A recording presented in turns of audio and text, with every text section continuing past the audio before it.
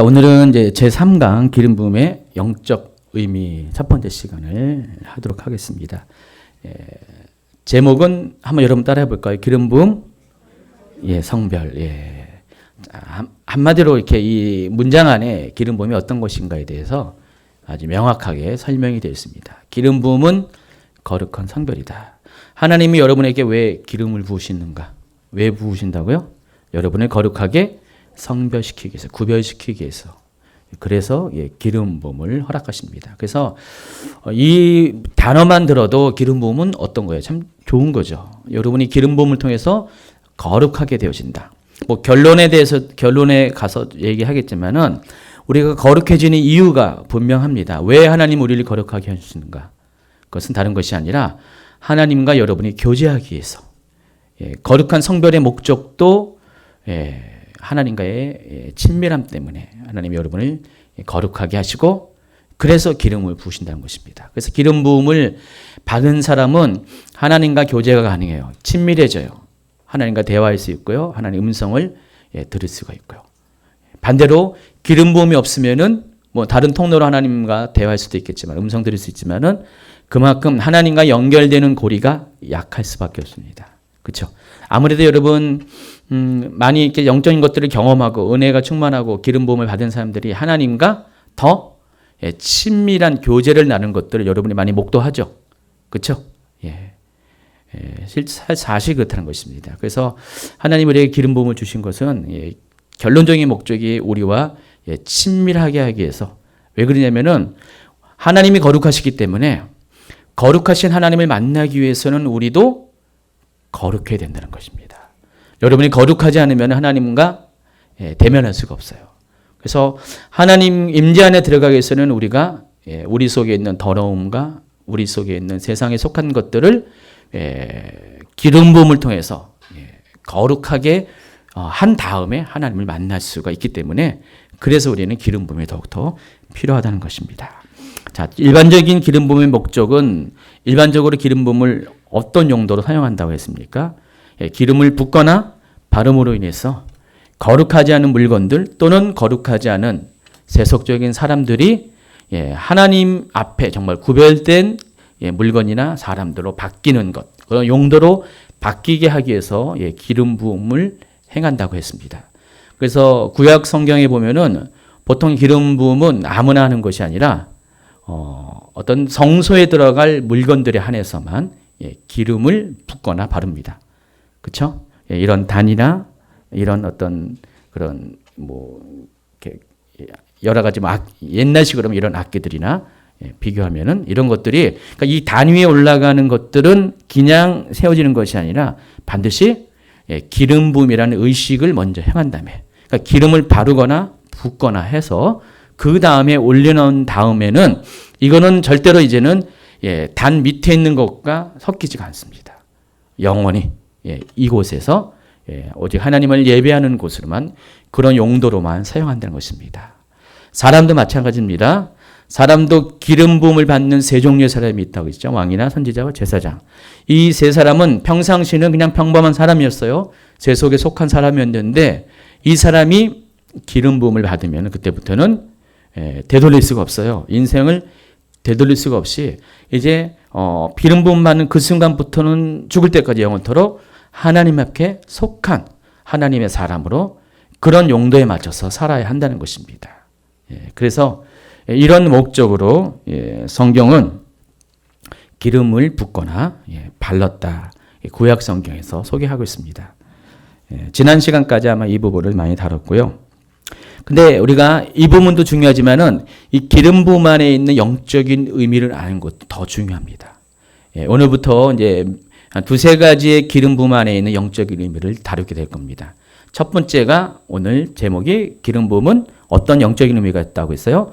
거룩한 성별이라고 그랬습니다. 그래서 그 결과 우리는 하나님과 교제할 수 있게 하기 위해서 하나님은 우리에게 기름을 부었다. 자, 그러면 우리가 하나님이 우리를 거룩하게 하시고 또 거룩한 결과 우리가 하나님과 친밀한 가운데 교제할 수 있게 하셨다면은 우리가 그럼 거룩이라는 의미를 좀부터 좀 이렇게 어떤 의미에서 우리를 거룩하시는가를 좀 설명을 할 필요가 있습니다. 구약 성경에서 이 거룩이라는 단어는 카도시라는 단어를 사용합니다. 카도시라는 단어, 거룩하다라고 번역을 하지만 원래 뜻은 구별하다, 분리하다, 구별, 분리라는 뜻을 가지고 있습니다. 그러니까 무엇과 무엇을 구별합니까? 거룩한 것, 그러니까 하나님에 속한 것과 하나님께 속하지 않은 세상 것을 분리할 때 하나님께 속한 것을 가리켜서 거룩하다. 그러니까 세상 것과 구별이 되었다, 분리가 되었다라는 의미로 거룩이라는 단어를 씁니다. 그러니까 거룩은 뭐 이렇게 엄숙하고 그런 게 거룩이 아닙니다. 우리가 이제 예배를 드릴 때 뭐 거룩한 예배를 드립시다, 막 드려야 됩니다 하면서 교회 오면은 자기가 말도 못하게 하고 기도할 때도 떠들고 하면 아까 방언을 가지고 하면은 거룩하지 못한 것이다. 뭐 그렇게 여기고 계신 분들이 있어요. 실은 이게 장로교적인 어떤 그런 그 마인드가 많죠. 근데 거룩은 그런 뜻이 절대 아닙니다. 엄숙한 것이 아니에요. 거룩은요.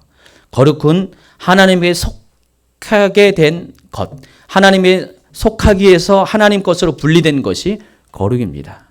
그래서 여러분 방언하는 것이 방언을 크게 한다는 것이 거룩하지 못한 것이 아니라 오히려 더 거룩한 것이에요. 왜냐하면 방언을 통해서 우리는 영적인 경험을 하기 때문에 하나님과의 관계가 더 친밀하게 형성되기 때문에 실은 방언을 크게 하는 것이 더 거룩한 거죠. 이렇게 말하면 좀 이렇게 이런 방언이나 어떤 영적인 세계를 경험하지 못한 사람은 굉장히 이거는 이상한 말로 들릴 수밖에 없다는 것입니다. 그러나 거룩이라는 단어 뜻이 원래 그렇다는 거예요. 우리가 생각하는 엄숙한 것이 거룩이 아닙니다. 이 거룩이라는 것은 하나님에게 속해진 것이, 하나님 닮은 것이 거룩이라는 단어라는 것을 여러분이 아시기 바랍니다. 그런 의미에서 여러분 거룩하세요? 제가 엄숙합니까? 조용하십니까? 잔잔하시니까 그거 묻는 게 아니라 여러분 정말 하나님과 친밀하십니까? 하나님 속한 삶을 살고 있습니까? 이게 거룩이 의미이기 때문에 여러분 거룩하세요? 자신 있게 다 아멘들 하시는 것 같아요. 제가 봐더라도 거룩하게 보이십니다. 거룩하게 보이십니다. 그래서 성경에는요, 이 금지된 혼합이라는 단어가 있어요. 여러분 제가 금지된 혼합이라는 단어가 있다고 해서 또 성경을 찾아보시면은 금지된 혼합이라는 단어는 안 나와요. 그런 개념이 있다는 것입니다. 그러니까 하나님은 무엇이든지 섞이는 것을 안 좋아해요. 그래서 거룩이라는 것은 결국은 섞이지 않게 분리시키는 것이 거룩한 거잖아요. 그러니까 하나님이 거룩하신 분이기 때문에 섞이는 것을 좋아하지 않으세요. 우리 한번 성경을 볼까요? 신명기 22장 9절, 10절, 11절, 18페이지입니다. 같이 읽도록 하겠습니다. 내 포도원의 두 종자를 섞어 뿌리지 말라. 그리하면 내가 뿌린 씨의 열매와 포도원의 소산을 다 빼앗길까 하노라. 너는 소와 나귀를 결의하여 갈지 말며 양털과 배실로 섞어 짠 것을 입지 말지니라. 보세요. 이것을 가리켜서 금지된 혼합이라고 그런 개념이라고 말하는 것입니다. 하나님은 두 개의 다른 것을 같이 사용하는 것을 율법으로 금지하고 있습니다. 두 개의 종자를 같이 뿌리면 안 되는 것입니다.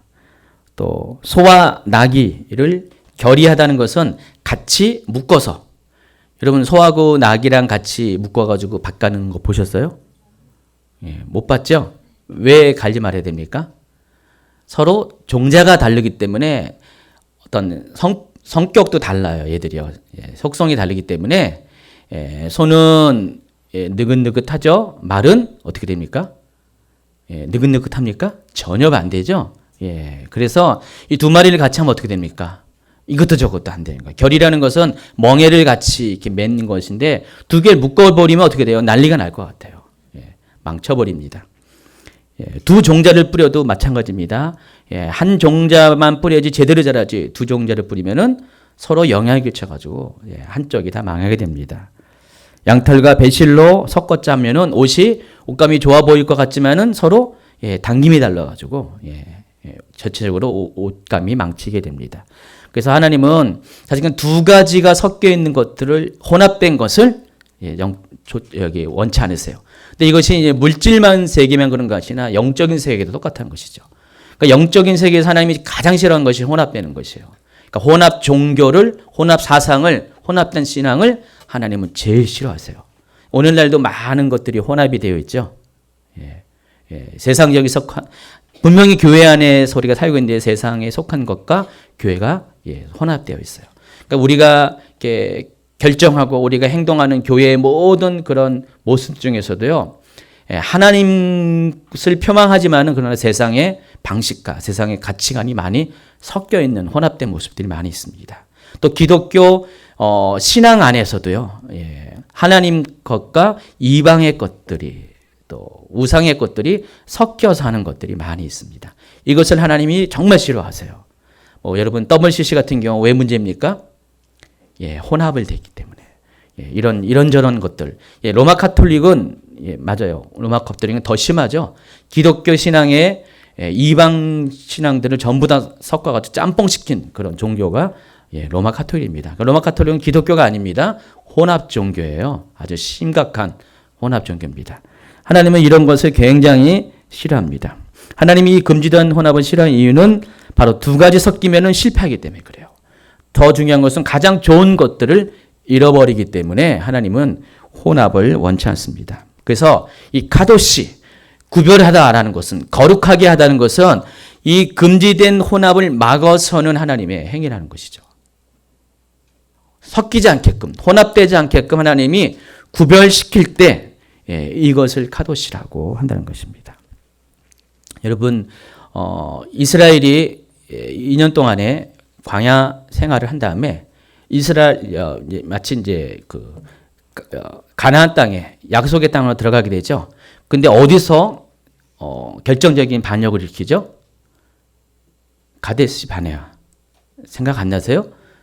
생각나시죠? 근데 가데스 바네아에서 이스라엘이 반역해서 거기서 그 실패로 말미암아 38년의 그런 시간, 버려진 시간을 보냈는데, 여러분 가데스 바네라는 그 뜻이 뭔지 아세요? 가데스라는 것이 이 카도시에서 온 단어예요. 그러면 이 바네아라는 것은 거룩한 땅 바네아라는 뜻입니다. 거룩한 땅 바네아에서 하나님을 만난 거예요. 거룩한 하나님을 만났는데 그들은 어떻게 됐습니까? 하나님을 배반했죠. 혼합됐어요.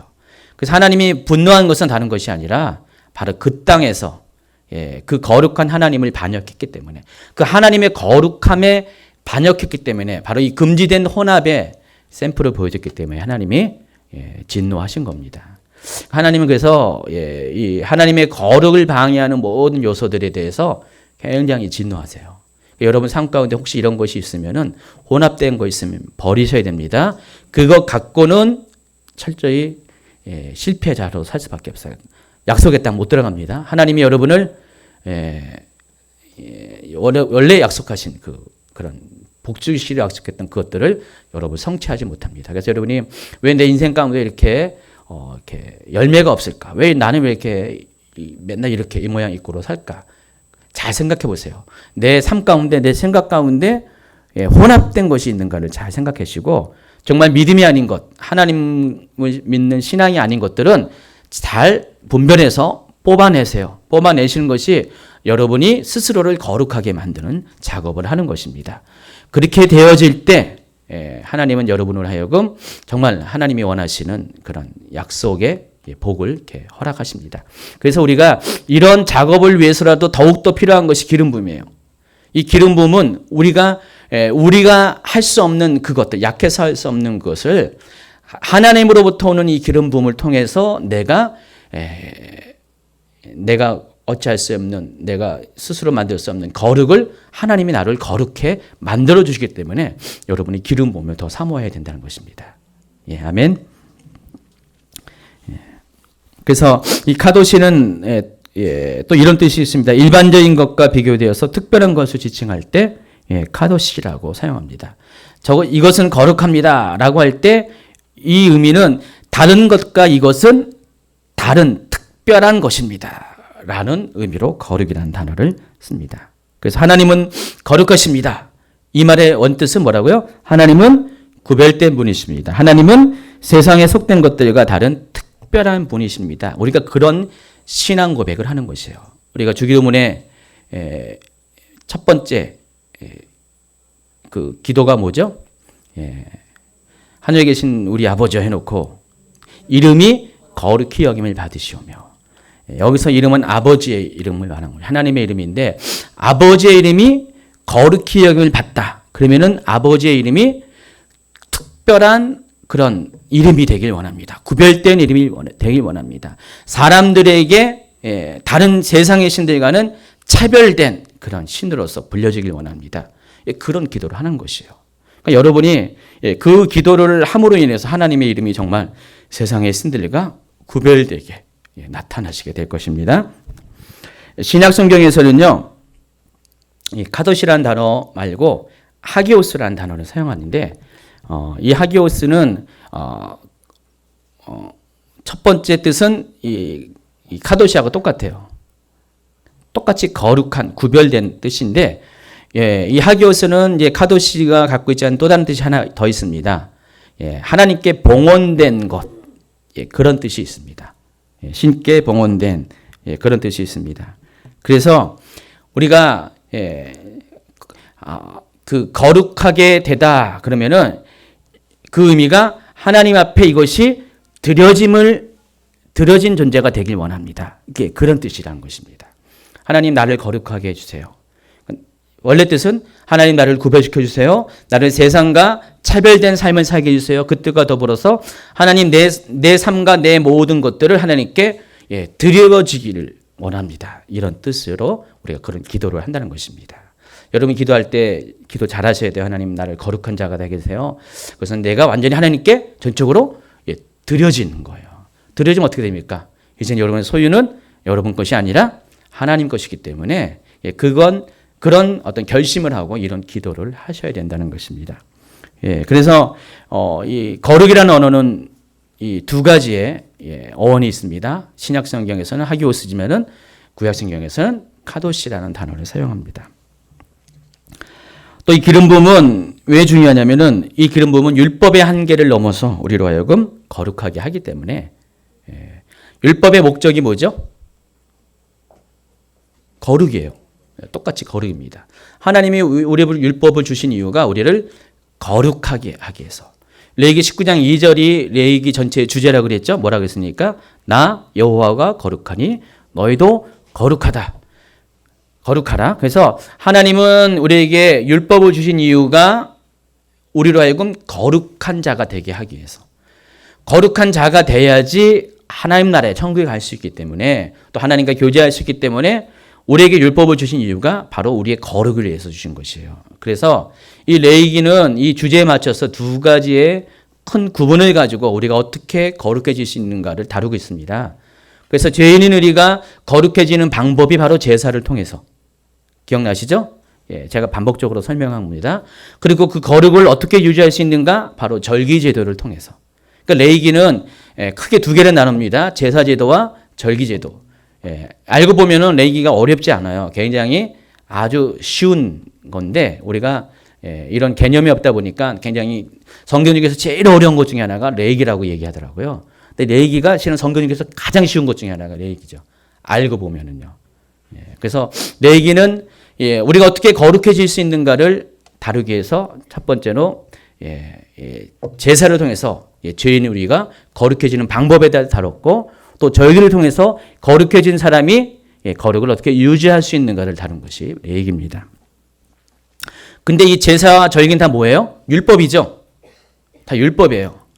율법을 가지고 우리가 어떻게 거룩해지는가를, 어떻게 거룩을 유지하는가를 하나님은 설명을 했어요. 근데 여러분 율법이 여러분 하여금 거룩하게 만드니까? 여러분 경험상 어느 정도까지는 다 하는데, 여러분이 정말 이렇게 육체를 갖고 있는 여러분이 율법을 가지고 100% 다 거룩해질 수 있다는 것은 솔직히 쉽지가 않습니다.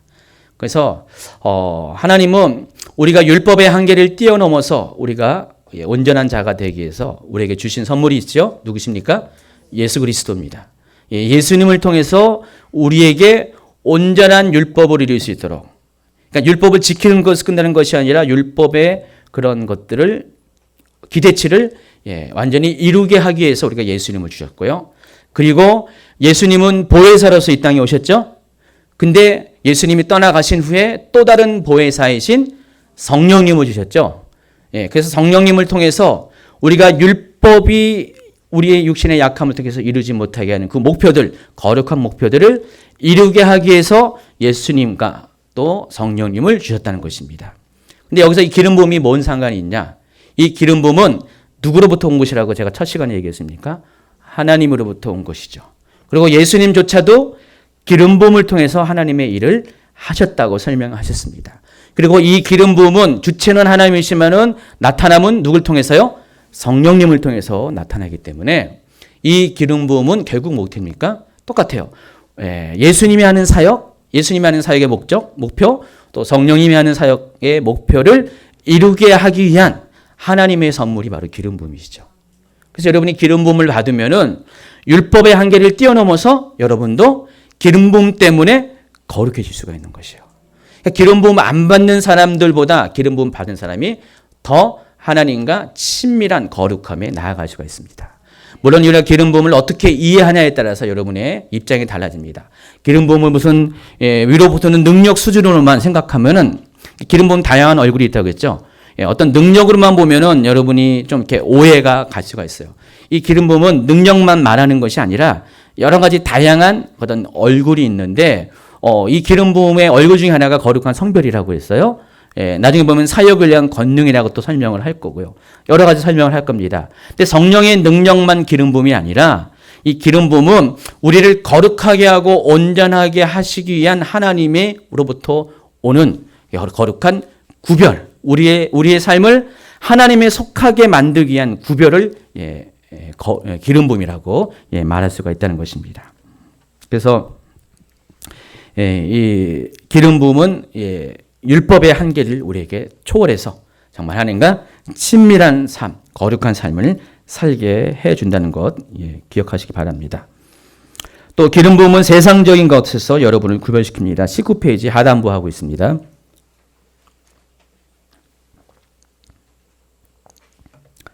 그래서 우리가 기름 부음 받았을 때는 아까 얘기한 것처럼 왕과 선지자, 제사장들은 삶이 이제는 차원이 달라지죠.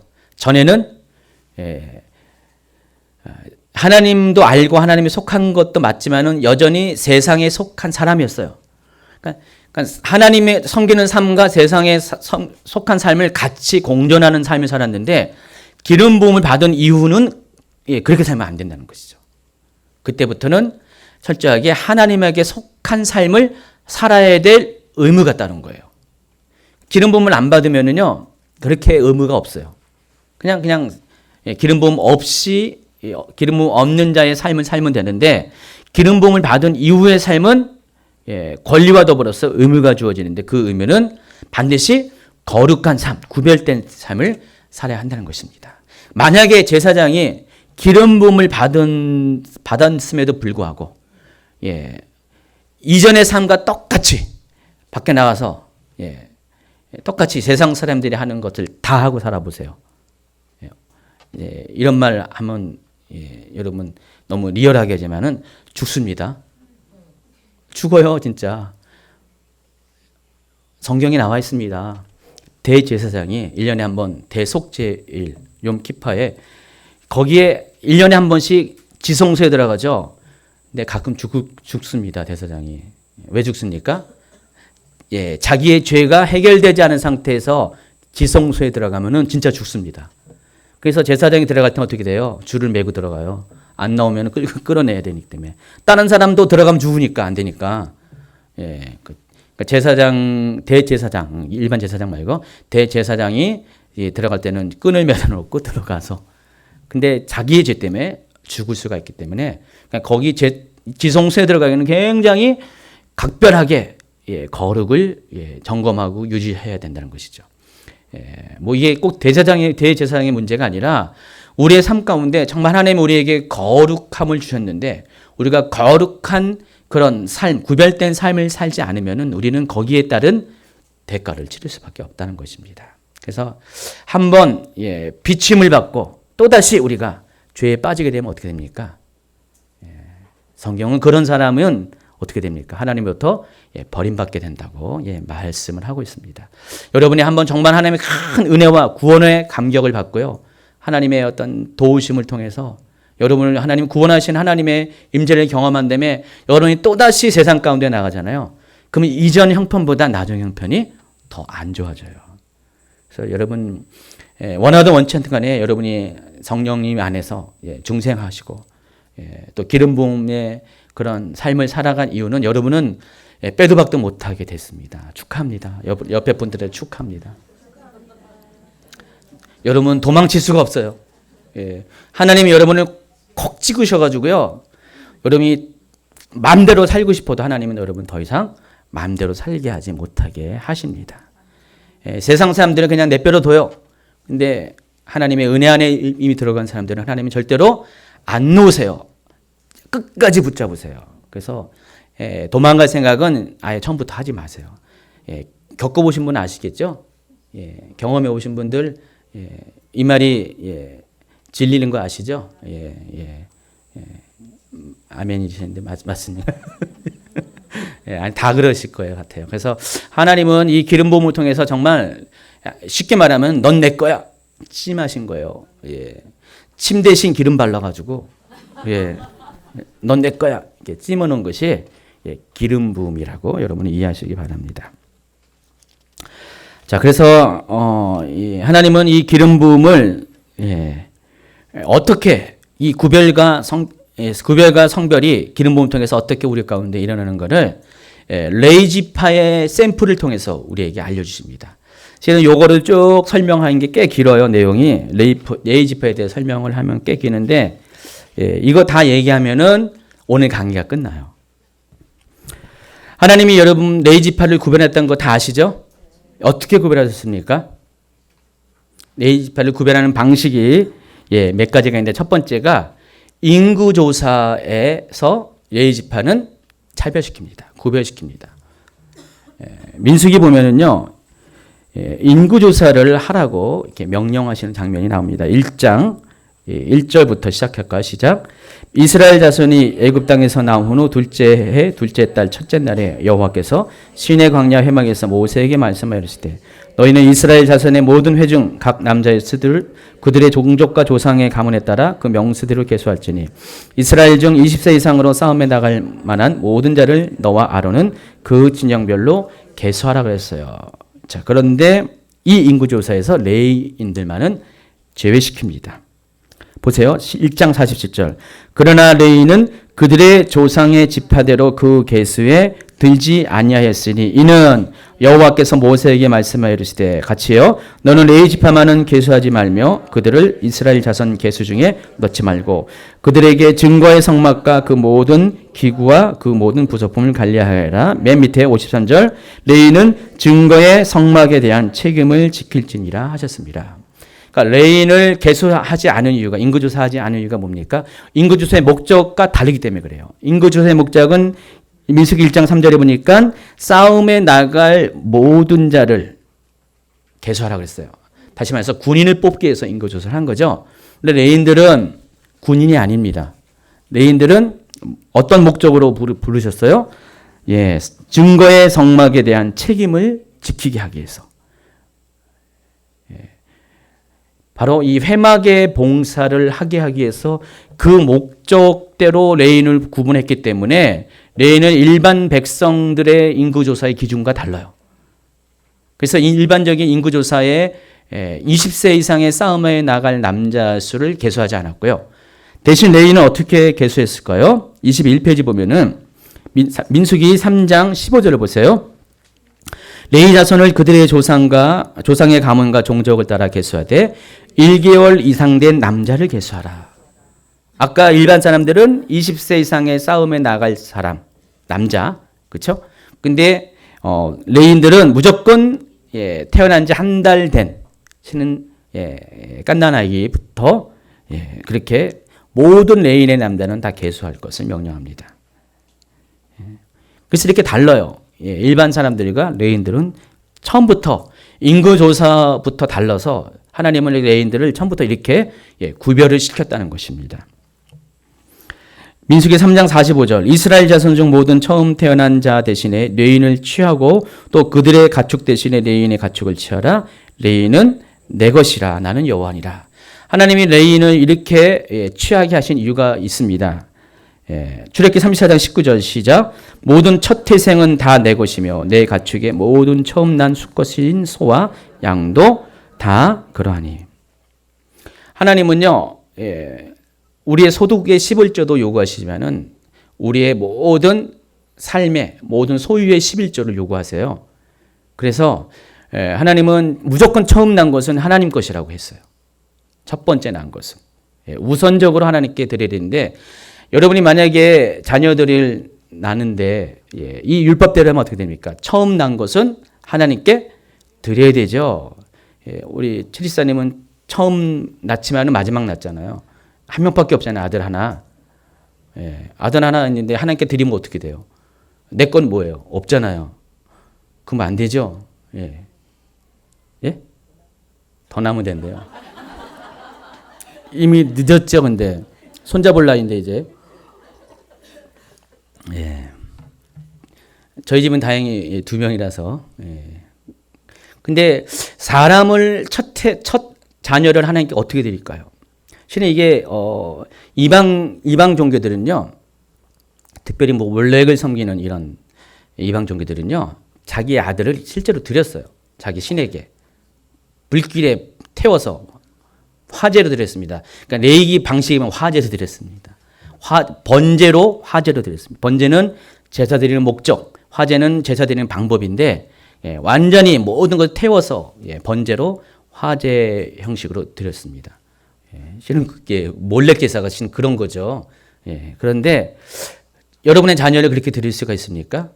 절대 그럴 수가 없죠. 그래서 하나님도 그렇게 상식적이지 않은 분이 아니십니다. 하나님은 그런 분이 아니시기 때문에 하나님은 여러분의 첫 것을 드리길 원하시는데 그게 율법이죠. 근데 여러분이 드릴 수가 없으니까 어떻게 하셨냐? 여러분의 첫 아들을 대신해서 드려지게 한 것이 바로 레인이었어요. 그러니까 레인은 여러분이 첫 그 열매를 드릴 것을 대신해서 드려진 게 레인이라는 것입니다. 그래서 첫 가축 새끼도 드리라고 했잖아요. 그래서 여러분의 첫 가축을 안 드리고 누굴 것을? 레인의 가축을 드렸어요. 그러니까 레인은 여러분의 첫 태생을 대신하는 첫 열매라는 것이죠. 그렇죠? 그러니까 첫 열매라는 것은 당연히 희생이죠. 자기가 모든 것이 다 소유를 포기해야 되는 겁니다. 그래서 하나님은 그래서 레인을 그런 목적으로 사용하기 때문에 레인을 더욱더 구별시킨 것이죠. 그렇죠? 그래서 레인들은요, 사는 것도 달랐어요. 일반 사람들은 각자의 삶의 현장까지 편안하게 살아갔는데, 물론 레인들도 각 지파별로 흩어지게 하셨어요. 그러나 레인들이 서는 성읍이 따로 정해져 있어요. 구별된 성읍이 따로 있었습니다. 인천시가 있었습니다. 부평구가 있죠. 여기에 모든 사람이 다 섞여 살지만은 레인들은 따로 사는 곳이 따로 있어요. 레인 마을이 따로 있다는 것입니다. 그래서 레인들은 그 각 지파별로 섞여 살면서도 자기들의 삶의 터전이 성읍이 별도로 있었다는 것을 알 수가 있습니다. 그리고 레인들은요, 기업이 없었어요. 여기서 기업은 뭘 말하죠? 땅. 내가 농사 짓고 먹고 살 땅인데 이 기업을 모든 지파들에겐 다 주었지만은 레인들에겐 주지 않았습니다. 그 이유가 만약에 레인들이 자기의 소유가 있으면 어떻게 될 것 같아요? 거기에 매이죠. 거기에 매이고 하나님보다는 그것에 오늘날 실은 이렇게 레인처럼 부름받은 목회자가 소유가 많고요. 풍족하잖아요. 어떻게 될 것 같아요? 목회 일에 신경 쓰는 게 아니라 목사님이 이제 사업을 한다. 그럼 사업에 더 신경 쓰더라고요. 제가 사람을 보면은요, 꼭 그런 사업을 하는 목회자가 아니더라도 두 가지를 일을 하는 사역자들을 보면은요, 이것도 아니고 저것도 아니더라고요. 항상. 제가 지금 왜 이 얘기냐? 저도 많이 겪었기 때문에. 저도 전도사 생활을 하면서 직장 다니는 그 중복된 시간이 13년이었어요. 14년 동안 사역과 돈벌이를 겸했어요. 옛날에는요, 막 그랬어요. 뭐 텐트 메이커 해가지고 자비랑 사역해가지고 뭐 사도 바울의 예를 끌으면서 이제는 이제 텐트 메이커의 시대가 왔습니다. 막 그랬어요. 제가 이제 신학교 들어갈 초기만 해도 자비랑 사역으로 이렇게 이 난간을 뚫고 나갑니다. 웬걸요? 제가 경험해 오니까 절대 아니에요. 이거는 두 가지 경험을 하면 절대 아닙니다. 제가 그 십수년 동안 이것저것 하나님도 배우게 하시고 겪어나가게 하신 거 있지만은 하나님 앞에 사역자로서 올인할 때 몇 년 동안에 이렇게 성장한 것이 십수년 동안 한 것보다 훨씬 많았어요. 정말 달랐고 기름 부음이 달랐습니다. 그래서 저는 개인적으로 두 가지 일을 하는 거 절대 반대입니다. 왜냐하면 한 가지 일만 해도 너무 벅차고요. 따라가기도 힘들어요. 그 정도로. 자, 레인들은요, 정말 이렇게 하나님이 기업을 주시지 않는 이유가 첫 번째로 자기의 삶과 하나님과의 섬기는 것이 분산되지 않게 하기 위한 것이고요. 그러니까 레인들은 자기가 농사 지어가지고 자기 그 땅에서 나온 소들 가지고 자기가 먹고 사는 게 아니었어요. 어떻게 돼요? 전적으로 하나님만을 의지할 수밖에 없죠. 하나님이 레인들의 기업이었어요. 땅 대신 하나님이 기업이 된 거죠. 그래서 레인들은 기업 대신 하나님을 이렇게 기업으로 삼은 그런 사람이었습니다. 그래서 하나님이 그 레인들에게 주신 몇 가지가 있어요. 그런 레인들에게. 뭘 줬냐면은 첫 번째가 이스라엘 모든 백성의 11조를 줬어요. 여러분 11조를 제정한 목적 중에 하나가 큰 목적 중에 하나가 레인들의 생활을 위해서 주셨다는 거 아십니까? 예. 요즘 들어서 이제 제가 뭐 11조 설교를 한 2번 한 것 같은데 그때는 다 이야기 안 했지만은 어떤 영향을 받았는지 자주간 뭐 한국 교회를 이상한 교회로 취급하는 분들이 종종 있더라고요. 한국 교회는 세계 다른 교회는 뭐 서구 교회는 11조를 안 드리는데 왜 한국 교회만 이렇게 11조 드리냐면서 한국 교회가 목사님들의 어떤 배를 채우기 위해서 목사들이 뭐 11조로 강조한다. 절대 아닙니다. 그거 아니고요. 11조의 첫 번째 목적이 뭐죠? 우선하는 목적은 하나님과의 관계죠. 하나님과 친밀한 관계, 하나님과의 감사, 하나님과의 서원 이것을 드리기 위해서 우리가 11조를 드려요. 이게 율법 이전의 11조의 목적이라면은 율법이 생긴 이후의 11조의 목적은 다른 것이 아니라 바로 하나님을 섬기기 위해서 구별된 레인들의 삶을 보장하기 위해서 그리고 또 11조는 레인들의 삶뿐만 아니라 가난한 자들을 구제하기 위해서 나그네 자들을 보살피기 위해서 11조를 드립니다. 율법에서 말하는 11조는 이 두 가지예요. 레인을 섬기기 위한 것과 가난한 자를 섬기기 위한 것이에요. 그때는 솔직히 그냥 성막 하나, 성전 하나만 있었기 때문에 11조가 성전을 섬기고 뭐 교회를 확장하는 그런 용도로 사용한 것이 아니에요. 철저하게 100% 이런 목적으로 사용한 겁니다. 예수님 때 일이면은 성전을 유지하기 위해서는 성전세라고 따로 있었어요. 그거는 사람 수대로 머리 수대로 이렇게 세금식으로 부과되는 종교세 같은 형태가 있었어요. 그런데 이 11조는 성전을 유지하는 세가 아니었고 철저히 제사장들의 삶을 유지하기 위한 세였어요. 근데 하나님께서 왜 이렇게 11조를 통해서 레인들을 먹여 살려야 했을까? 왜 그럴 것 같아요? 11조는 어떻게 해요? 여러분이 하나님 앞에 구별해서 드리는 거죠. 옛날에는 성미 드리는 분이 있어. 요즘은 성미 거의 안 드리시는 것 같은데 성미 드릴 때 옛날에 뭐 할머니 같은 권사님들은요 굉장히 정성을 들여서 밥을 지을 때 이렇게 그릇 저희 집은 이제 요만한 그릇에 요 컵만한 그릇에 한 번에 2그릇입니다. 2그릇 하는데 얼마 안 되잖아요, 이거. 그렇죠? 2그릇인데 여기 옛날에는 이거 딱 이렇게 밥을 하려고 그때는 무슨 대박이라고 그러죠, 바가지 같은데 딱 푸면은 첫 번째 하는 것이 숟가락으로 기도하고 딱 떠가지고 이거를 성미자루 함에다가 딱 이렇게 거룩하게 보관하는 것이었어요. 권사님도 그렇게 했었어요? 예. 그때 어땠어요, 느낌이요? 전통적으로 드렸어요? 정성, 예. 정말 이제 정성이라고 표현하지만 실은 하나님과의 관계에서 드린 거죠. 정말 이것을 구별해서 하나님께 드리는 것이 정말 감사와 감격을 가지고 이렇게 그렇게 성미의 11조도 드렸고요. 우리의 모든 11조를 그런 마음을 드렸습니다. 그래서 이 11조는 여러분의 마음이 담긴 거죠. 하나님에 대한 감사가 담긴 거죠. 하나님이 주신 물질을 하나님부터 온 것이라고 그것을 구별해서 드리는 것이 11조죠. 근데 그 구별된 11조를 다시 하나님은 레위인들에게 주셨어요. 어떻게 될 것 같아요? 레위인은 처음부터 끝까지 그들이 받아 공급되는 모든 것도 다 구별된 것을 받고 구별된 삶을 살 수밖에 없다는 것이죠. 레위인에게 주시는 이 11조도 구별된 것을 가지고 드린 거고요. 또 레위인 같은 경우는 성읍도 아까 말했죠. 구별된 성읍을 줬다고 했어요. 거기는 레위인들이 사는 성읍은요. 두 가지 목적을 합니다. 레위인들이 그 성읍에서 거주하는 거주지 역할을 하고요. 또 하나는 도피성의 역할을 해요. 여러분 성경에 보면 도피성이라 나오죠. 도피성은 레위인들이 사는 성읍과 일치합니다. 그래서 도피성은 죄를 짓긴 졌는데 그것이 명백한 죄가 아니라 애매모호한 죄. 제사 제도에 보면은요, 그 속죄죄에 해당하는 것이에요.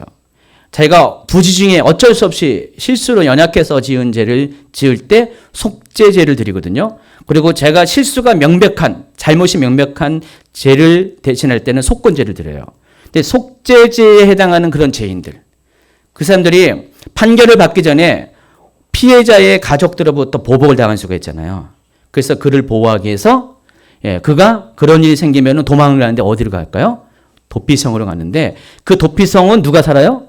레위인들이 살고 그 도피성은 레위인들을 위해서 주었기 때문에 처음부터 거룩하게 구별된 곳이에요. 아무나 들어가는 곳이 아니라 구별된 자만이 들어가는 것이고요. 그리고 구별된 장소이기 때문에 거기서 또 다른 죄를 보복이나 이런 죄를 범할 수가 없는 곳이죠. 그래서 일단은 죄인이 글로 들어가면은 피난처가 되는 거죠. 도피성이. 그래서 판결이 날 때까지는 거기서 보호해 줍니다. 그만큼 레위인의 성읍도 굉장히 보호가 됐습니다. 그리고 레위인들에게는 목초지를 줬어요. 레위인들에게 성읍을 줄 때는요, 아무데나 성읍을 준 게 아니라 목초지가 잘 조성된 그 땅 가운데 성읍을 줬습니다. 목초지를 왜 줬을 것 같아요? 가축을 키우기 위해서. 아까 얘기했죠. 레위인의 가축이라고 했죠. 레위인의 가축을 가지고 우리의 가축을 대신하라고 했잖아요. 그러니까 레위인들은 이 목초지에서 가축을 기릅니다. 왜 기릅니까? 자기가 먹고 살기 위해서? 아니죠. 하나님 성전의 제사로 드리는 제물이 되기 위해서 레위인들은 따로 목초지에서 이렇게 목축을 했습니다. 그러니까 레위인들이 수만 명이 되죠. 성전에서 봉사하는 레위인은 이렇게 한정이 돼 있어요. 그리고 번갈아 가면서 순서를 정해서 갑니다. 대부분의 아마 1년에 한 10분의 9의 기간에 해당하는 것은 자기 성읍에서 살게 될 거예요. 반차를 따라서 그들도 이렇게 성전을 섬기고요. 그 기간 동안에 하는 것은 거기서 이렇게 목축을 하면서 제물로 드릴 수 있는 그런 어떤 그 동물들을 이제 키웁니다. 그들은 농사를 짓지 않습니다. 모르겠어요. 텃밭을 키워서 뭐 상추라도 먹으려는지 모르겠지만 그거는 뭐 성경에 나와있지 않습니다. 일단은 성경에 보니까 농사를 짓지 않고 그들은 이스라엘 백성들이 농사 지은 그 곡물 중에서 11조를 그들이 받아서 그걸 먹고 사는 거예요. 그래서 여러분 이 성미라는 것은 구약적인 어떤 그런 마인드를 많이 이렇게 따라서 한 것 같아요.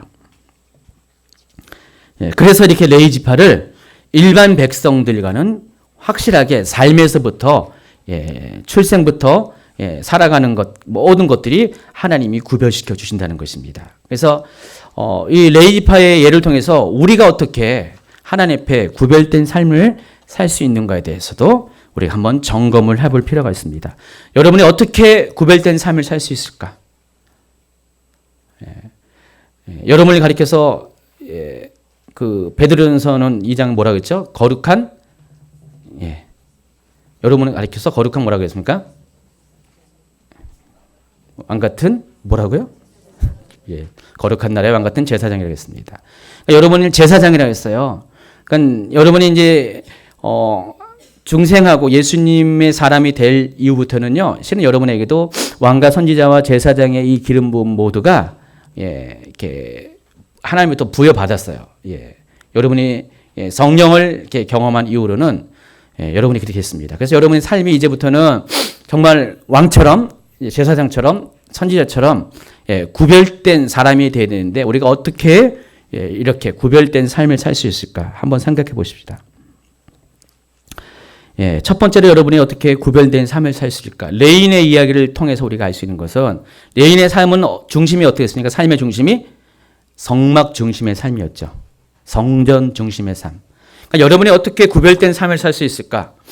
다른 것이 아닙니다. 아주 간단합니다. 여러분이 성전 중심의 삶, 예배 중심의 삶을 살면은 여러분이 거룩해질 수가 있어요. 구별될 수가 있습니다. 다 동의하시겠지만은 어쨌든 여러분 성전에 와서 예배할 때 하나님의 임재 가운데 여러분 자신을 노출시키고 하나님을 만나게 되면은 여러분의 삶에 변화가 있는 게 사실이죠. 그렇죠?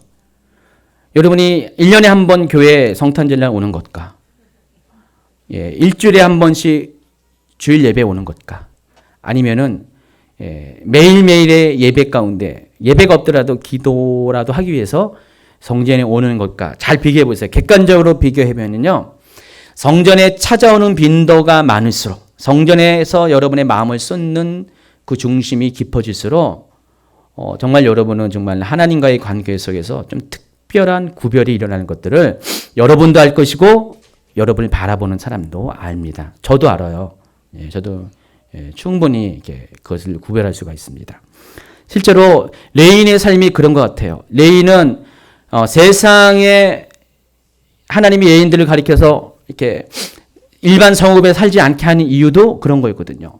세상의 어떤 그런 물질과 문명과 그런 문화 속에 접하지 않고 레인들만이 살게 함으로써 오직 그런 거룩한 영성, 구별된 영성을 부어주시기 위해서 그렇게 하신 거거든요. 먹는 것도 그렇고요. 모든 것이 다 관계되는 모든 것이 그렇게 한 것처럼 하나님의 여러분 삶 가운데 만약에 여러분 스스로가 여러분 자신을 하나님께 정말 온적으로 온전하게 구별시키기 위해서는 여러분의 삶의 그런 현장들을 한번 그렇게 어떤 구별된 장소로 여러분을 한번 인도해 보세요. 그러면은 하루하루가 달라질 것 같아요. 그렇죠?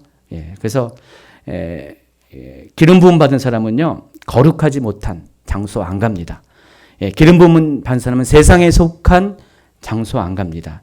세상에 속한 그런 거 보지 않고요. 세상에 속한 것들을 경험하지 않습니다. 물론 여러분이 뭐 100% 그렇게 할 수는 없어요. 그러나 기름 부음 안에, 여러분 안에 있는 기름 부음이 여러분 하여금 그것을 거부할 수 있게끔 여러분 스스로가 기름 부음에 순종하셔야 돼요. 어디 가려고 하면 자꾸만, 예전에는 뭐 아무 생각 없이 갔었어요. 아무렇지 않게 내가 행동을 했었는데 여러분이 기름 부음 받는 그 순간부터 내 마음이 불편한 거예요. 가기 싫은 거예요. 접하기 싫고 만나기 싫고 생각하기 싫고 경험하기 싫은, 그럼 뭔 말인지 이해하시겠죠? 실은 그게 여러분 안에 기름 부음이 있어서 그런 거예요. 그러니까 기름 부음이 없는 사람은요, 전혀 개의치 않습니다.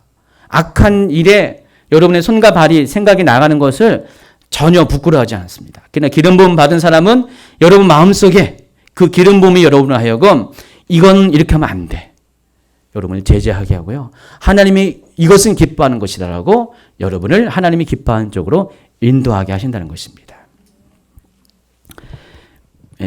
그래서 우리가 성막 안에 있을 때 늘 언제나 하나님의 이거 영광 안에, 기름 부음 안에 살 수가 있습니다. 그래서 레인들은 이것을 위해서 자신의 삶을 내려놓은 사람입니다. 포기한 사람입니다. 세상에 속한 것들을 구별시킨 사람입니다. 분리시킨 사람이 바로 레인입니다. 레인처럼 여러분도 그렇게 살기를 축원합니다. 또 레인들은 높은 수준의 사랑의 삶을 요구합니다. 레인이 평범하지 않은 이유가 뭐냐면은, 레인은 그 누구보다도 하나님을 깊이 아는 사람이었어요. 그러니까 기름 부음을 받은 사람은 그렇다는 것이죠. 기름 부음의 사람의 특징은 하나님의 뜻과 마음과 성품을 잘 아시는 분이에요. 그래서 하나님이 무엇을 원할까? 하나님이 어떤 생각을 갖고 있는가를 늘 언제나 골똘히 생각하고 묵상하는 사람이 기름 부음 받은 사람입니다. 당연히 이런 사람은요, 기름 부음의 삶의 결과 하나님을 알기 때문에 하나님의 마음을 알기 때문에 하나님이 원하는 뜻을 쫓아가게 돼 있고요. 당연히 높은 수준의, 도덕적으로도 높은 수준의 경건한 삶을 살 수밖에 없다는 것입니다. 정말 그래요. 많은 분들이 하나님을 아는데 하나님의 성품과 속성과 다른 그런 삶의 모습들을 살 수는 없어요. 그렇죠? 여러분이 하나님을 아는데 어떻게 감히 여러분의 내면이, 여러분의 양심이, 여러분의 자아가 그것을 용인할 수가 없습니다. 정말 하나님을 경험하는 그 강도가 깊어질수록 우리는 시키지 않아도 경건할 수밖에 없고요. 시키지 않아도 우리는 정말 죄를 멀리할 수밖에 없게 된다는 것입니다. 그러니까 기름 부음이 여러분을 하여금 높은 수준의 경건한 삶, 구별된 삶, 거룩한 삶을 살게 한다는 것입니다. 또 이 기름 부음은 큰 희생의 삶을 여러분에게 요구합니다. 레인들은 다 포기했어요. 출애굽기 32장에 보면은 이런 말씀이 있습니다. 이에 모세가 진문에 서서 이르되 누구든지 여호와 편에 있는 자는 내게로 나오라며. 자, 이 장면은 어떤 겁니까? 이스라엘 백성이 송아지 우상을 만들어서 하나님을 배반할 때, 막 그럴 때, 그때 모세가 분노했죠. 분노했을 때 모세가 그랬어요. 편을 갈랐습니다. 누가 내 편이 될 것인가? 사람들에게 선택을 요구했을 때 보세요. 레위 자손이 다 모여 그에게로 가는지라 그랬어요. 그러니까 그 모세의 편이 된 것이 레위 자손이라고 했어요. 물론 레위 자손이 모세와 같은 지파에 속했다고 해서 모세의 편이 된 것이 아니라 이 레위 자손은 처음부터 성막 중심의 삶을 사는 사람이었기 때문에 무엇이 하나님 앞에서 옳은 것을 아는 사람이었고 그런 선택을 할 줄 알고 결정을 할 수 있는 사람이었어요. 그러니까 모세와의 개인적인 관계에서 선택한 것이 아니라 레위인들은 그런 사람이었다는 것입니다. 그래서 레위인들이 나서서 허리에 칼을 차고 범죄하는 이들을 이렇게 죽이는 장면이 계속해서 나옵니다. 레위인들은 어쨌든 간에 하나님 어떤 상황 가운데서도 완전히 하나님의 편에 속하고 또 하나님이 원하는 삶을 쫓아서 자신의 모든 것들을 내려놓을 줄 알고 포기할 줄 아는 그런 사람이 레위인이라는 것입니다. 제가 이제 목회자로서 가장 우선적으로 이제 레위인의 그런 반열 가운데 여러분보다 더 의무를 많이 요구받고 있습니다. 그래서 저도 똑같이 여러분과 신앙인이지만은 뭐가 달라도 달라야 되겠죠. 그렇죠? 여러분하고 똑같은 자격인 것 같지만은 뭐가 달라도 달라야 돼요. 다를 수밖에 없는 게 제가 더 참아도 참아야 되고요. 제가 더 손해봐도 손해봐야 되고요. 어떨 때는요, 목사라는 타이틀이 없을 때는요, 저도 막 화내고 싶고요. 막 짜증내고 싶고요. 막 할 말 하고 다 싶었는데, 막 그런 때가 많이 있거든요. 요즘도 있어요. 있는데, 말을 못 하는 거예요. 말은 이제 하는 사람은 뭐 최은영 목사님이나 이렇게 서로 좀, 하지만은 그것도 잘 안 하려고 애를 써요. 피차간에 안 하려고 애를 쓰는데, 근데 아예 세상 속한 사람이면은 그냥 말에 제한이 없겠죠. 그리고 또 이제 일단 크리스찬이 되면은 말에 제한이 있어도 그래도 한 90%는 제한이 있어도 10%는 할 말하고 살겠죠. 그래서 여러분 그렇잖아요. 근데 저 같은 경우는 1% 외에는 거의 얘기를 못 해요. 그 이유가 하나님이 나에게 요구하신 어떤 거룩의 대가, 구별됨의 대가, 기름 부음의 대가가 있기 때문에 그래요. 그러니까 제사장들은 실은 그렇게 살았다는 것이죠. 제사장들은 자기 주장 못 하고요. 오히려 자기 희생해야 되고요. 자기의 삶을 완전히 하나님과 백성들에 의해서 드리는 삶을 사는 것이 레인의 삶이었어요. 그러니까 기름 부음 받은 자의 삶은 그래야 된다는 것이죠. 그러니까 여러분의 삶이 지금 그렇지 않다. 여전히 여러분의 세상에 사람들과 똑같이 생각하고 똑같이 행동하고 똑같이 주장하고 똑같이 화나고 똑같이 분풀이하고 똑같이 서로 이렇게 욕하고 산다. 여러분 확인하십시오. 여러분의 기름 부음의 수준을 여러분 정말 이렇게 기름 부음에 깊이 잠겨 있는 사람이 아니라는 것. 그러니까 기름 부음 뭐라고 해서 목적 자체가 하나님과 거룩한 교제를 하기 위해서 우리를 구별시키는 것이죠. 그러니까 여러분이 하나님과 지금 친밀하지 않는 증거예요. 그것이 여러분의 말과 행동과 생각의 것으로 증명이 된다는 것입니다. 여러분 속에 있는 생각들 옆에 사람은 몰라요. 그렇지만은 제가 이제 화요일 날 제자 훈련 부부가 하거든요. 그래서 할 때마다 맨날 물어봐요. 남편이 어떠냐고, 아내가 어떠냐고. 근데 감사한 게, 일단 세 팀이 하는데, 세 팀의 여자분들은요, 남편들을 다 인정해요. 와, 놀랐어요. 거기 있는 남편들은요, 제가 보기에 100점 만점에 한 99점 남편들이에요. 정말 흠이 없어요. 막 진짜, 그런 남편이 없을 정도로 아내들이 인정하는 남편이에요. 근데 이제 남편한테 아내가 어떠냐고 물어보면은 한 90%밖에 안 되더라고요.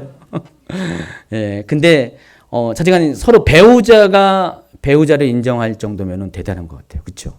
대부분 배우자는요, 예, 사랑하지 않으면 원수거든요.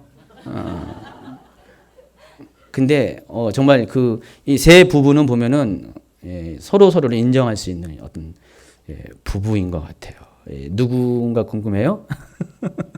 예. 근데 여러분도 한번 이렇게 여러분 삶 가운데 주변의 사람들, 가족으로부터, 친구로부터, 또 배우자로부터 여러분의 삶의 기름 부음의 수준을 한번 점검해 보세요. 정말 여러분이 정말 거룩한 삶을 살고 있는가, 하나님과 친밀한 삶을 살고 있는가를 점검하기 위해서는 어렵지 않습니다. 여러분의 삶의 모습이 바로 그것이 예, 이제 증거가 되기 때문에 한번 물어보세요. 집에 가서 한번 여보 나 어때 하면서 몇 가지 샘플을 가지고 질문하면은 솔직하게 대답하기 하면은 예, 정말 이게 여러분이 정말 이렇게 몇 가지 이렇게 체크리스트에서 정말 한 90점만 받아도 여러분 정말 대단한 기름 부음의 사람입니다. 근데 만약에 50%가 안 된다. 뭐 50%는커녕 10%밖에 안 된다. 여러분 심각하게 한번 자신을 생각해 보세요. 나는 정말 기름 부음의 사람인가? 나는 정말 구별된 사람인가? 나는 하나님에 속한 사람인가를 한번 점검하시고요. 여러분이 한번 회개하시고요. 예, 정말 기름 부음의 삶에 살 수 있도록 여러분 자신을 레인처럼 점점 내어주도록 해야 됩니다. 기름 부음은 25페이지 보시면은 실은 이 부분도 굉장히 중요합니다. 우리가 어떻게 기름 부음의 삶을 살 수 있는가 그 문제인데 어떻게 우리가 거룩을 유지하고 살 수 있는가? 예, 그 대답과 똑같은 거죠. 예, 기름 부음을 살기 위해서는요. 예, 이 레인의 이 샘플을 보시면 또 알 수가 있습니다. 자, 여기 그림에 보면은요. 레인들이 어떻게 살고 있는가를 볼 수가 있죠. 레인들은 성막을 중심으로 살았어요. 그렇죠? 예. 성막을 중심으로 레인들이 있었습니다. 근데 그 레인들을 또 중심으로 12지파가 있었죠. 이 그림에서 보는 것처럼 레인들은 항상 24시간을 성막 옆에 머무는 사람이었습니다. 우리가 이제 이것을 우리식으로 얘기하면은 레인들은 24시간을 하나님의 임재가 있는 곳에 머무는 것. 꼭 성전을 말하는 것이 아닙니다. 하나님이 여러분과 함께하는 그런 삶을 사는 것이 레인의 삶이라는 것입니다. 레인은 물리적으로 이런 성막 가까이 있을 수밖에 없기 때문에 그는 다른 지파들과 달리 하나님의 임재를 옆에서 체험할 수 있는 사람이었어요. 하나님의 임재가 어떤 형태로 나타냈죠? 광야 가운데 낮에는 구름기둥, 밤에는 불기둥. 다른 지파들은 멀리 스키로 멀리에서 구름기둥과 불기둥이 일어나는 걸 봤어요. 그러나 레인은 가장 가까운 곳에 구름기둥이 일어나는 그 첫 시간부터, 첫 장면서부터, 불기둥이 일어나는 첫 장면부터 경험한 그런 사람이었다는 것입니다. 그래서 아마 그 불기둥의 따스함을, 뜨거움을 더 가까이 느낄 수 있을 것이고 구름기둥의 그 서늘함을 더 가까이서 느낄 수 있는 사람이 아마 레인이었을 것입니다. 그래서 여러분이 레인처럼 기름 부음의 삶을 살기 위해서는 하나님의 임재가 낮에는 구름기둥처럼 밤에는 굴기둥처럼 여러분 가까이에서 떠나지 않는 그런 삶을 사는 사람, 성전 중심의 삶, 예배 중심의 삶, 단지 성전에 교회에 와서 예배드리는 것이 아니라 여러분의 삶이 성전이고 여러분 자신이 성전이고 여러분의 삶의 터전 자체가 예배 장소가 되는 그런 사는 사람이 기름 부음을 유지할 수 있고 다시 말해서 거룩을 유지할 수 있고 또 다시 말해서 하나님과의 교제를 유지할 수가 있다는 것입니다. 그래서 어떤 분은 이런 레인의 삶을 가리켜서 여기 보세요. 기억리온 디글리온 해가지고 영광 아래 잠을 자고 영광 아래 잠을 깨고 영광 아래 섬기며 영광 아래 항상 삶을 유지하는 것. 이게 레인의 삶의 형태라는 것입니다. 만약에 여러분이 이렇게 산다면요, 아침에 눈을 떴을 때 하나님의 임재를 느끼고 살아가는 순간순간에 하나님과 대화하고 동행하고 또 여러분 하나의 행동 모두가 하나님의 영광을 위한 삶을 살게 되고 잠을 잘 때도 하나님과 함께 잠을 자는 것. 이게 레인의 삶이고 이게 기름 부음에 받은 자의 삶이라는 것입니다. 또 받은 기름 부음에 따라서 임재의 깊이가 다릅니다. 여러분 제사장들은 모두 레위 지파에 속했죠. 제가 수학을 말하는 겁니다. 산수, 수학. 제사장들은 레인이죠. 근데 모든 레인들은 제사장입니까? 아니죠. 그 정도는 아시죠? 예. 제사장은 누가 제사장 됐습니까? 아론의 후손들만이 제사장입니다. 그래서 이 레인들은요, 이렇게 또다시 구별이 있어요. 구별이 있는데 잘 보시면 알겠지만은 레인들은 그 중에서 아론의 아들만 제사장이 됐는데 그 중에서도 그 아론의 제사장은 제사장인 아론들은 그 레인들의 지파 중에서 족속 중에서 고핫 자손에 해당합니다. 한번 민수기 여기인가? 이게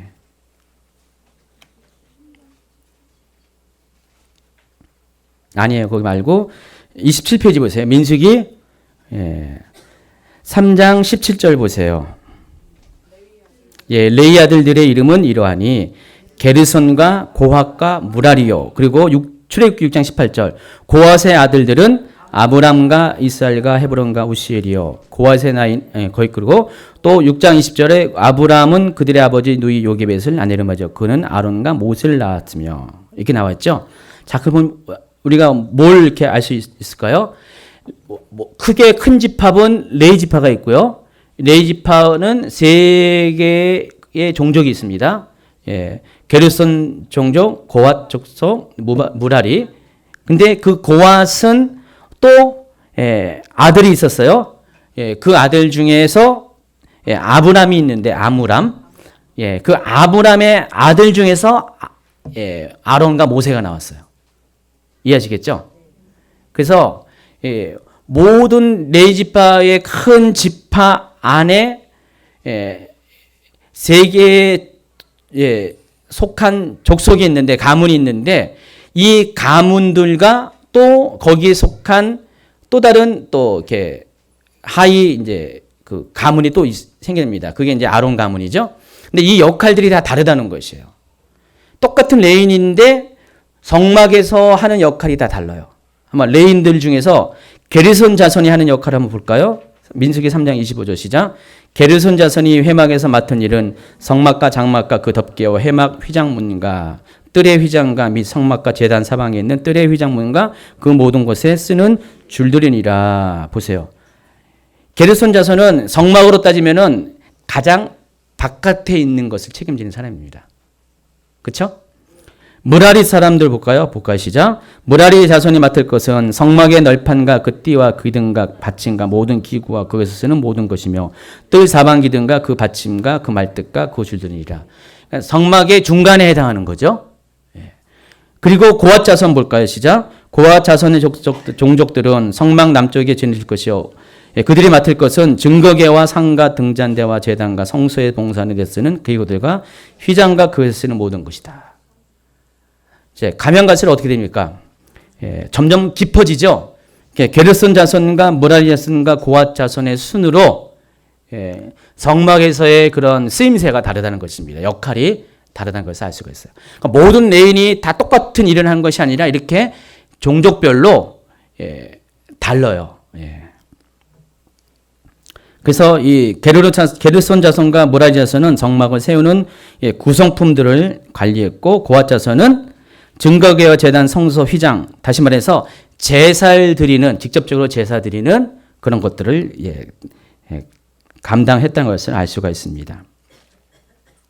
그래서 민수기 4장 2절에 보면은요 또 다른 인구조사가 나옵니다. 왜 이렇게 인구조사가 이렇게 많은? 여러분은 인구조사 하나밖에 몰랐죠.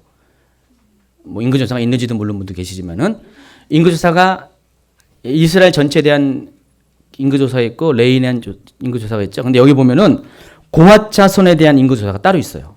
볼까요? 4장 2절 레위 자손 중에서 고핫 자손을 그들의 종족과 조상의 가문에 따라 빚게 하지니 곧 30세 이상으로 50세까지 회막의 일을 하기 위하여 그 역사에 참가할 모든 자를 계수하라 그랬습니다.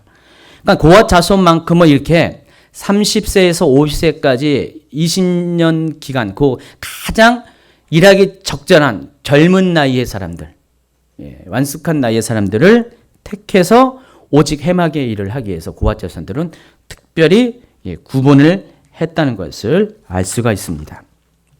그 내용이 28페이지 보세요.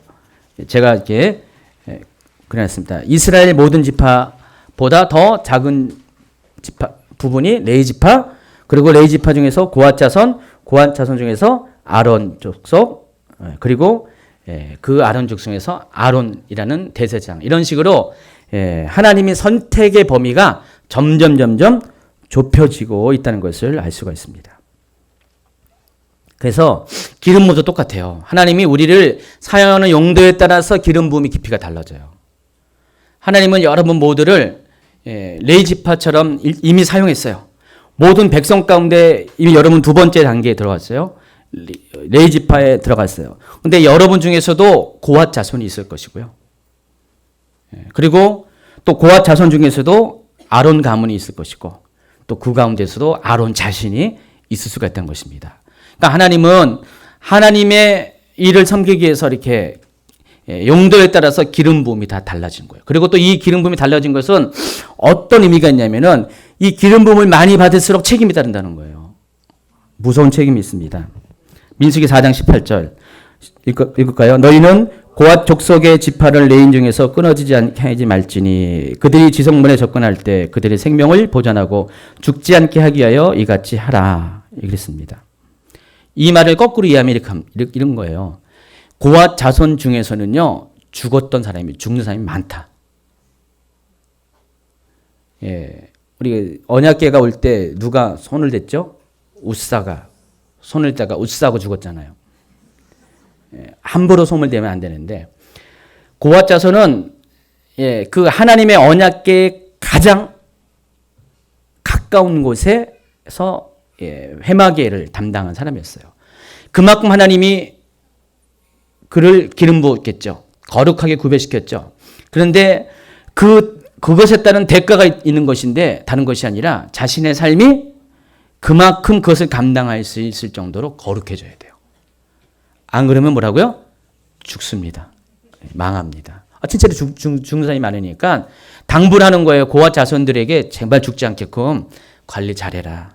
그러니까 평상시에 거룩한 삶을 살게 하라. 주의를 잘 줘가지고 함부로 성물을 손대지 말게 하라. 특별히 언약궤는 아무도 손으로 건드지 말게 해라. 언약궤는 어떻게 됩니까? 제사장들 어깨에 매죠. 당부와 당부를 지금 하라는 그 뜻입니다. 그러니까 여러분이 지금 이 성전에서 이렇게 예배를 섬기는 분이 있죠. 이 아까 찬양팀이 있죠. 찬양팀도 여기 와서 무대에서 여러분에게 하는 거 좋아 보입니까? 좋아 보여요? 여러분도 하고 싶어요? 하세요. 근데 대가가 있습니다. 찬양팀은 그만큼 그 대가를 치르기 위해 삶을 구별해야 돼요. 정말. 찬양팀이 잘하면 좋은데 찬양팀이 기름 부음의 삶을 안 살면요 죽습니다. 이 죽는다는 것은 그만큼 좀 힘들어요. 삶이 고달퍼요. 어렵고요. 그래서 이 찬양팀은 항상 이렇게 거룩을 유지하고 애를 써야 돼요. 목회자는 뭐 더더욱 할 것 없이 더 그렇겠죠. 그래서 때로는요 그냥 여러분 회중 가운데 저 뒤에 계신 여러분이 좋을 수가 있을 수가 있어요. 그렇지만은 그것은 여러분이 거기에 만족하면 그럴 수가 있지만은 하나님은 정말로 더 사모하고 더 갈급한 사람들은요 계속 앞으로 와가지고 나중에는 찬양팀도 쓰고요. 나중에 그 중에서는 목회자가 돼가지고 강대에 서는 사람도 생겨야 되죠. 그런 어떤 그 하나님을 사모하는 그 거리에 따라서 여기 강단과의 거리도 달라지더라고요. 정말. 그래서 여기까지 오기까지는 또 그만큼 대가를 치르는 거죠. 기름 부음을 받은 사람의 대가를 치릅니다. 그래도 어떻게 해요? 다음부터는 여러분 좀 앞으로 더 오세요. 앞으로 오셔가지고요. 쫙 오셔가지고 기름 부음 앞으로 점점 다가오는 그런 삶을 살기 바랍니다. 중요한 것은 하나님은 기름 부음이 깊어질수록 더 큰 거룩을 여러분에게 요구한다는 사실. 명심하고 두 가지 여기 주제가 또 있는데 기름 부음은 땅도 거룩하게 구별시킵니다. 아까 기름 부음의 의미가 뭐라고 했죠? 하기오스, 봉헌하다라고 했죠. 하나님은 이 땅 자체도 하나님께 드려진 땅으로. 그렇다고 해서 서울은 하나님께 봉헌합니다. 그런 말 함부로 하면 안 되고요. 여러분 가정을 하나님께 봉헌합니다. 그 말은 전 좋습니다. 그리고 여러분 개인적으로도 하나님 이 땅을 거룩하게 하셔서 여러분 밟고 있는 땅. 외스크으로는 알리지 마시고요. 여러분 스스로 하나님 이렇게 하세요. 그럼 하나님 정말 여러분의 기도를 들으시고 그 땅을 보온을 받습니다. 그리고 거룩하게 만들어 주십니다. 아멘.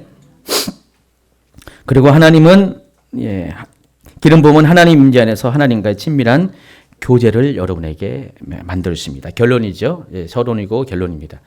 그래서 오늘 이 기름 부음의 의미가 일반적인 의미가 있지만은 이같이 영적인 의미가 있다고 제가 말씀드렸어요. 기름 부음은 여러분이 그냥 소홀히 하지 말아야 될 것, 또 삼아야 될 이유가 이 기름 부음을 통해서 여러분의 삶이 점점 하나님과 가까이 가게 되면은요, 하나님은 더욱더 여러분을 친밀하게 만나 주실 것이고 그 친밀할 가운데 하나님은 여러분을 특별한 사람으로 여러분을 대해 주실 것이고요. 여러분은 기름 부음이 깊어질수록 많이 받을수록 하나님과의 관계성에서 여러분의 삶은 일반적인 삶과는 다르게 아주 특별한 하나님 앞에 쓰임받는 삶으로 바뀌어가게 된다는 것입니다. 언젠가는 여러분 전부 앞으로 쫙 기름 부음 앞에 나오시기 바랍니다. 정말 하나님의 임재 앞에 다 나와서 나도 정말 하나님 그렇게 쓰임받는 사람이 되길 원합니다. 그런 간절한 소원을 갖길 바랍니다. 여러분 잠시 기도하고요. 기도한 다음에 우리가 잠시 또 사역을 하는 시간 갖도록 하겠습니다.